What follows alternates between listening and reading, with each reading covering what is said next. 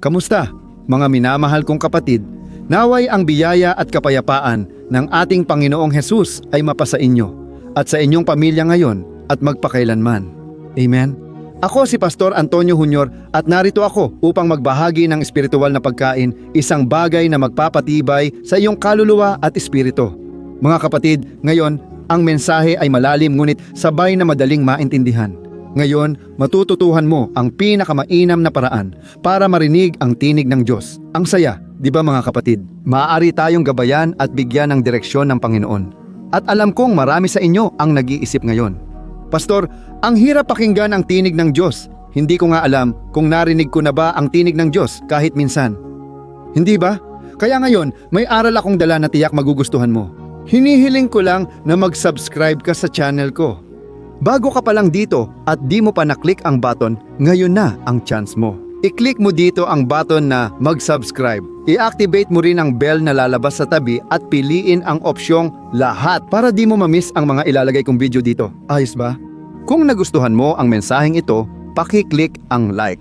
Nakakatulong ito sa YouTube na ipakita ito sa mas maraming tao. Purihin ang Diyos. Mga kapatid, isa sa mga bagay na madalas hingin sa akin ng mga tao ay tungkol sa kung paano marinig ang tinig ng Diyos. Nahihirapan ang mga tao na maintindihan ito. At madalas kong sabihin ang ganito, kapag may narinig kang maliit na tinig sa isipan mo, maaaring ang Diyos na ang nakikipag-usap sa iyo. Ang Diyos ay nagsasalita sa puso mo. Tama? Pero ang iyong puso, kapag ginagamit natin ang salitang puso, sa totoo lang, tinutukoy natin ang ating isipan dahil ito ang organong ito na nasa loob ng ating katawan ay isa lamang pisikal na organo. Pero kapag tinutukoy ito ng Biblia, ang ibig sabihin ay ang ating isipan.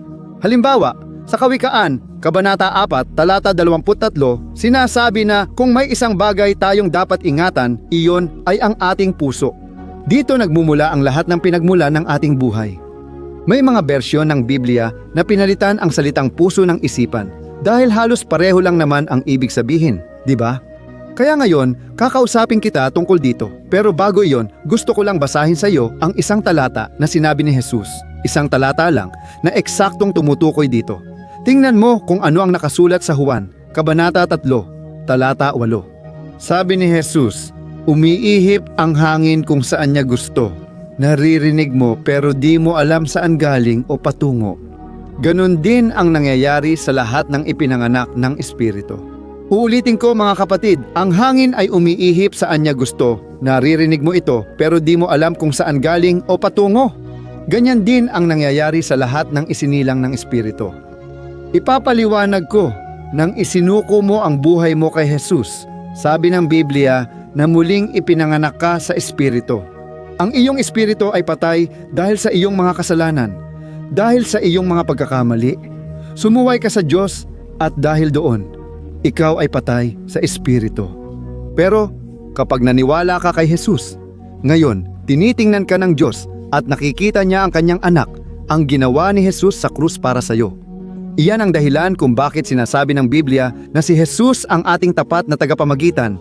Si Jesus ang namamagitan para sa atin. Parang sinasabi niya sa Ama, Ama, nabayaran ko na ang halaga para sa tao, lalaki at babae na iyon.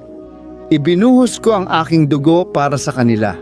Sa sandaling iyon, ang mahalagang at perpektong dugo ni Jesus, na walang bahid o dumi ng kasalanan. Ang dugong iyon ay nasa atin ngayon. At dahil dito, maaari tayong pumasok sa presensya ng Diyos nang may kumpiyansa, nang may tapang. Dahil mahal tayo ng Diyos at ang pagpapala at pabor niya ay nasa atin. Amen? Iyan ay kamangha-mangha. At ngayon ay isa pang pribilehiyo at malaking pagpapala.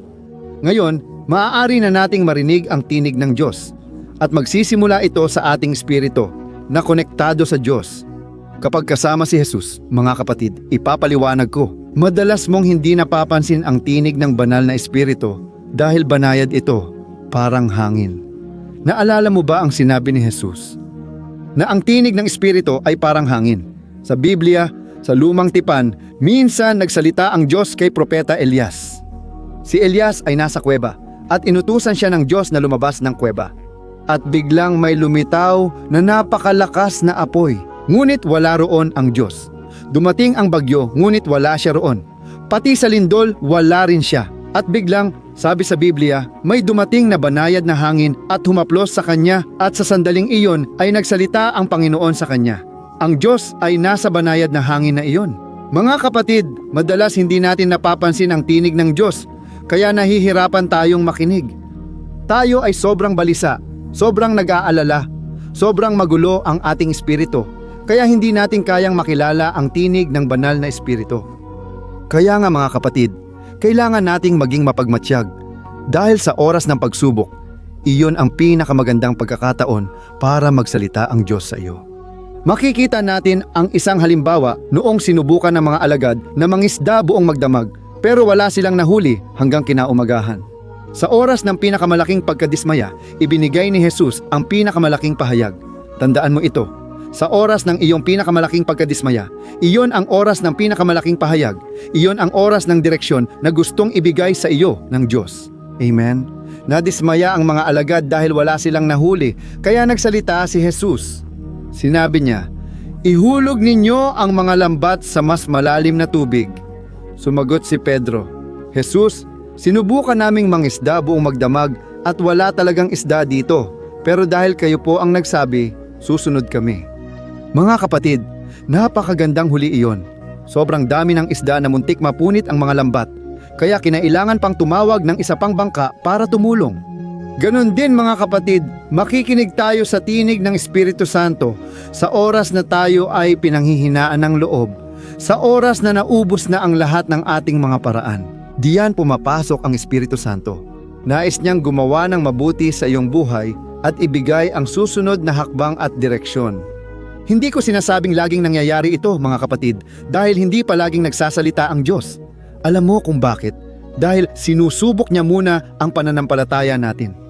Nais niyang malaman kung magpapatuloy tayong tumingin gamit ang pananampalataya, hindi sa makamundong mata. Gusto niyang malaman kung patuloy ba tayong susunod sa Kanya. Ang Diyos ay Ama na nagmamahal sa atin at alam ang tamang oras ng pagsasalita. Naalala ko, mga kapatid, na minsan akong dumaan sa matinding pagsubok at malaking laban sa lahat ng aspeto. At pagkatapos, mayroong isang sticker sa salamin ng aking kwarto dahil inuupahan lang ang bahay. Sa bahay na iyon, may talata mula Jeremias 29:11. "Ako ang nakakaalam ng iniisip ko tungkol sa iyo," sabi ng Panginoon. "Mga isip ng kapayapaan, hindi kasamaan, upang ibigay ang inyong hinahangad na wakas." Mga kapatid, tinanong ako ng Espiritu Santo noon. Malinaw ang kanyang tinig sa aking puso. Tinanong niya ako, "Ano ang wakas na hinahangad mo?" Nais ko sa aking buhay na magkaroon ng masayang kasal, pinagpalang kasal. Nais kong magkaroon ng mga anak. Nais kong magkaroon ng mabungang ministeryo, isang ministeryo kung saan maraming tao ang maaabot. Nais ko rin maging masagana sa pananalapi. Ayokong umasa sa aking mga magulang. Mga kapatid, sinabi ng Diyos sa akin, "Alam ko ang mga plano ko para sa iyo upang bigyan ka ng magandang kinabukasan." Kaya, sabi ng Diyos, "Anak ko, ibibigay ko ang gusto mo." Pero habang mas malaki ang pangarap, mas malaki rin ang kailangang isakripisyo. Tinanggap ko ang hamon, mga kapatid. Hindi ko inakala kung ano ang aking haharapin. Dahil dumaan ako sa maraming disyerto, maraming laban. Talaga namang marami. Pero sa lahat ng iyon, kasama ko ang Diyos. Hinubog ng Diyos ang aking pagkatao at nagtrabaho siya sa aking kalooban. Amen? Kaya ikaw na nandito ngayon, nais mo bang marinig ang tinig ng Diyos? Ipapaliwanag ko ang unang paraan ng pagsasalita ng Diyos. Nagsasalita siya sa konsensya mo, dito at sa iyong isipan. Mga kapatid, para itong isang matinding pakiramdam o intuition, alam mo, dahil alam mong dapat mong gawin yon. Ito ang pinakakaraniwang paraan kung paano nagsasalita ang Diyos sa kanyang mga anak sa pamamagitan ng banayad na hangin na umiihip sa iyong isipan. Amen? Ganito rin kumilos ang dyablo. Mahina siyang bumubulong sa iyong isipan. Kaya kailangan mong manatiling konektado sa Diyos para malaman mo kung kailan ang tinig ng banal na espiritu at kung kailan ang tinig ng dyablo. At ang pinakamagandang paraan para malaman mo ito ay ang tinig ng banal na espiritu ay may dalang kapayapaan. Dinadala ka nito sa kapayapaan. Makakaramdam ka ng malaking ginhawa. Sinasabi sa Biblia sa Kolosas Kabanata 3, talata 15, na ang kapayapaan ni Kristo ang dapat maging tagahatol sa inyong mga puso. Ibig sabihin, mga kapatid, ano ang ginagawa ng tagahatol sa isang laro ng football? Siyang tumutunog ng 7 kapag may maling nangyari, tama. Tumutunog siya ng 7 kapag may goal, ganoon din ang tagahatol. Ang Espiritu Santo ang nasa loob natin. At kapag ang isang bagay ay mula sa Diyos, maglalagay siya ng kapayapaan sa ating puso. Minsan, mukhang perpekto ang sitwasyon, pero aalisin ng Espiritu Santo ang kapayapaan at ipapakita niya sa iyo na hindi ito mula sa Diyos. Kaya huwag kang pumasok dyan. Kaya, ang Espiritu Santo ang magiging tagahatol na magbibigay ng senyas kung oo o hindi. Ito ang pinakamagandang paraan para malaman natin na ang Diyos ay nakikipag-usap sa atin. Amen? Para itong intuition, isang pakiramdam o konsensya na may mali. Parang kausap mo yung taong iyon at mukhang mabait siya, tama at tapat, pero ipapakita sa iyo ng Espiritu Santo. Huwag kang makipagnegosyo o pumirma ng kontrata sa kanya. Sinasabi ko ito, mga kapatid, dahil naranasan ko na. Tama ba? May mga pagkakataon na may mga taong nag-alok sa akin. At pati na rin, isang lalaki na patuloy na nag-aalok sa akin. 1 buwan, 2 buwan at sigurado siya na papayag ako sa kontrata. Mga kapatid, kahit maganda ang alok, kinakausap ako ng Espiritu Santo sa kaibuturan ko. Alam mo yon? Huwag mong wakasan ang kasunduan sa kanya. Mga kapatid, nagdesisyon akong tumanggi sa kontratang iyon. Nang sinabi kong ayoko, lumabas ang totoo niyang ugali at nagsalita siya ng masasakit laban sa akin. Nagalit siya sa akin dahil nasayang daw ang oras niya sa pag-aalok sa akin. Wala akong kasalanan doon, mga kapatid. Kailangan ko lang sundin ang tinig ng Espiritu. Lumipas ang ilang buwan, sa tingin ko mga 6 na buwan iyon. At nakausap ko ang dating kasosyo ng lalaking iyon at sinabi niya sa akin, "Tingnan mo, malakas ang iyong santo. Iyon ang paraan niya ng pagpapahayag, di ba?" Sinabi niya, "Tingnan mo, iniligtas ka ng Diyos. Hindi mo alam kung anong gulo ang papasukan mo sana." Sinabi ko sa kanya, "Kapatid, si Jesus Kristo ang aking santo at hindi siya pumapalya." Ipinakita niya sa akin na hindi ko dapat pirmahan ang kontrata kasama siya. Nagulat yung lalaki at na-share ko pa tungkol sa Diyos sa kanya. Alam mo, mga kapatid, gusto kong ipabatid na ang banal na espiritu ay mas malapit sa atin kaysa akala natin. Kung ibinigay mo na ang buhay mo kay Jesus, ang banal na espiritu ay nasa loob mo na. Hindi siya isang palamuti lang, hindi siya isang magandang paso. At dahil nabanggit ko ang paso, nandito ako ngayon na may paso. Isang paso na tanso, hindi siya magandang paso na inilalagay mo lang sa estante, hindi ganon. Gusto ng banal na espiritu maging aktibo sa buhay mo. Amen. Hindi ako nagsasalita dito tungkol sa relihiyon. Ang tinutukoy ko lang ay ang salita ng Diyos. Ang turo ni Jesus at si Jesus mismo ang nagsabi. Nakikita at naririnig mo ang hangin, pero di mo alam kung saan ito galing o papunta. Ganon din ang bawat isa na ginagabayan ng Espiritu Santo. Alleluia. Ngayon, tinuruan ka ng Espiritu Santo ng bagong aral. Magpagabay ka sa Kanya. Mga kapatid, magkaiba ang makinig sa tinig ng Espiritu Santo at ang sumunod dito. Maraming tao na matagal nang nakikinig sa tinig ng Espiritu Santo, pero ayaw nilang sumunod, kaya doon nagiging mahirap, mga kapatid. Pagkatapos, mararanasan mo ang mga bunga dahil kapag sumuway ka sa Diyos, naku, napakamahal ng kabayaran. Dahil mahal tayo ng Diyos, dumarating siya upang tayo'y disiplinahin at madalas mabigat ang disiplina niya. Mahirap ito, pero para rin ito sa ating kabutihan. Mahal tayo ng Diyos at nais niyang sumunod tayo dahil sa pagmamahal, hindi dahil sa obligasyon o utos ng pastor, kundi dahil mahal natin siya. Amen? Luwalhati sa Diyos. Kung ikaw ay nahipo ng salitang ito, hinihiling ko na isulat mo ngayon dito sa mga komento, "Kausap lang ako ng Diyos ngayon." Magbibigay ito ng lakas ng loob sa iba na gustong marinig ito. Marami pang ibang paraan ng Diyos para makipag-usap sa atin.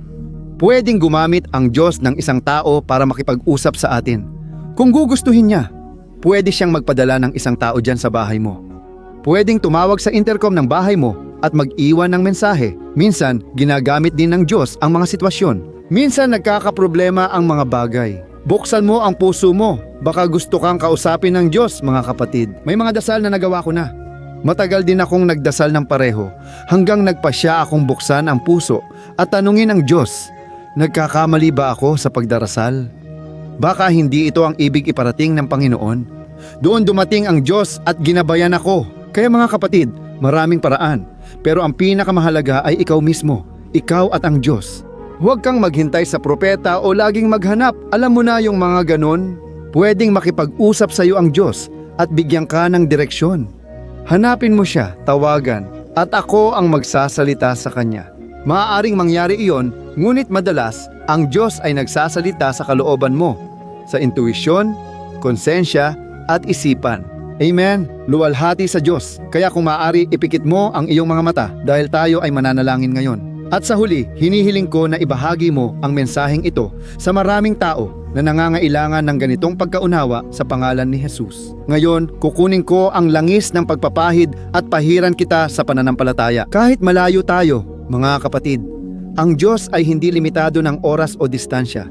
Hindi siya limitado ng anuman dito sa mundo. Ang Diyos ay kayang hipuin ka kung nasaan ka man. Buksan mo lang ang iyong puso.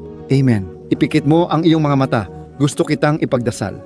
Luwalhati sa Diyos Panginoon, aking Diyos at Ama, narito kami sa iyong banal at kamangha-manghang presensya. O Diyos, aking Ama, lubos akong nagpapasalamat sa mensaheng ito na tumimo sa buhay ng iyong mga anak.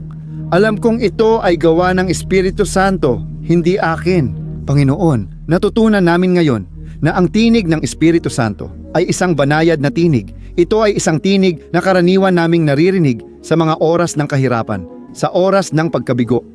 Panginoon Ama, hinihiling ko ngayon para sa mga taong ito sa disyerto.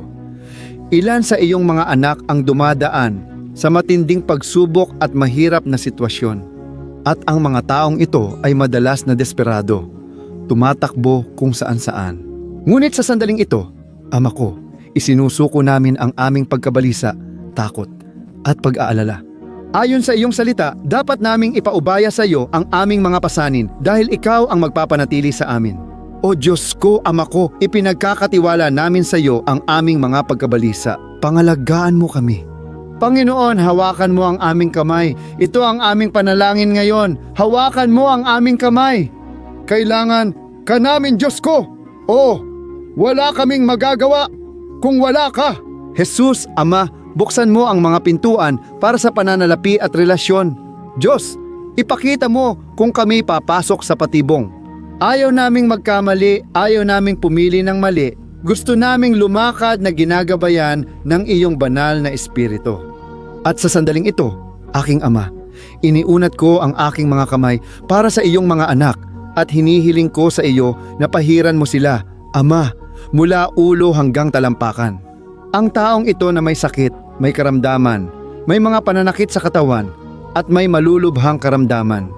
Tinataboy ko ang lahat ng kasamaan at pang-aapi na nagdudulot ng takot, pag-aalala at kalungkutan. Panginoon, aking Diyos at aking Ama, ako'y nananalangin sa iyo, O Diyos. Dalhin mo ang kagalingan, Jesus. Ang ganap na kagalingan, O Jesus. Dalhin mo ang kagalingan, Panginoon. Sinabi ng Panginoon na ang malulusog ay di kailangan ng manggagamot, kundi ang makasalanan. At narito kami, aking Ama, nagsisisi sa aming mga kasalanan, humihiling sa iyo, nagmamakaawa para sa iyong biyaya at pabor, O aking Diyos. Patawarin mo ang aming mga pagkukulang, Panginoon. Tulungan mo kaming malampasan ang mga pagsubok. Tulungan mo kaming mapagtagumpayan ang mga problema sa araw-araw. Aking Diyos, kailangan ka namin, Ama, dahil kung kami lang ang masusunod, gagawa kami ng maling mga desisyon. Ama, huwag mo kaming hayaang sundin ang aming sarili. Nais naming ang iyong banal na espiritu ang gumabay. Kailangan ka namin, Jesus. Alagaan mo kami, hawakan mo ang aming kamay, Ama, upang kayanin namin ang mga pagsubok. O banal na espiritu, hipan mo kami ng banayad na hangin, ang bulong ng aming espiritu. Ipakita mo sa amin, Panginoon, ang landas na dapat naming tahakin. Gaya ng nasusulat sa aklat ng mga awit, ang taong may takot sa Panginoon, tuturuan siya ng Panginoon sa daang dapat niyang lakaran. O aking Diyos, narito kami na may takot sa Panginoon. Kinikilala na ikaw ang aming makapangyarihang Diyos, ang siyang nag-aalaga sa amin at hinihiling namin sa iyo, gabayan mo kami sa landas na dapat naming tahakin. Sa pangalan ni Jesus, kami ay nananalangin at nagpapasalamat na sa iyo sa lahat. Amen. Amen. Luwalhati sa Diyos.